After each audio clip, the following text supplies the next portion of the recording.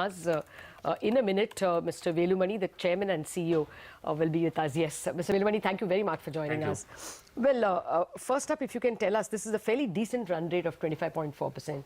I think that's what you've systematically been guiding. Right. Would you say that that is maintainable?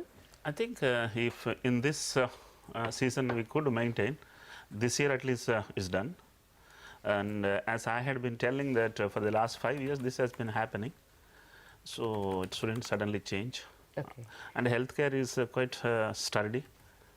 So I see this number both top line growth as well as EBITDA sustainable. Okay. Mr. Velumani, good morning. Good morning. There's of course one theory that post demonetization, we had a lot of cash spend on healthcare and testing. Would numbers support that? Would they corroborate that? I think as far as demonetization is concerned, the entire healthcare was stuck for 1 full month because the transaction, the philosophies of handling money suddenly was a very big block for even hospitals and every medical establishment. Post December 10th, I think things have improvised. I see almost every player in this field saying that they are back to normalcy. But it was demonetization added with the Diwali, Dasara, Durga. All together probably gave a feeling that it is too severe. But if I see my numbers, I am not disturbed. And I think healthcare might not be that disturbed as much as many other industries are. Your collection centers have normally POS machines? No.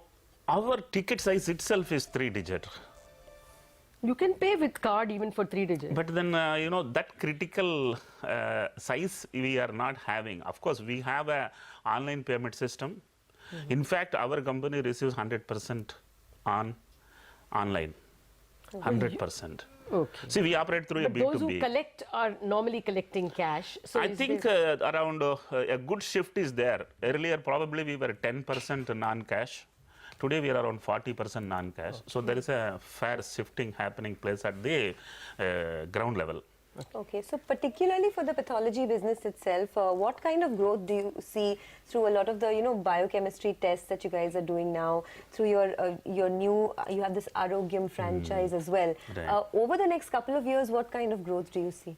See, this industry is becoming a very attractive industry ever since 2 listed companies with very great multiples are traded.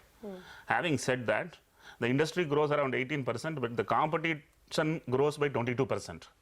Number of players entering in are too many. And also a lot of PE money has gone in.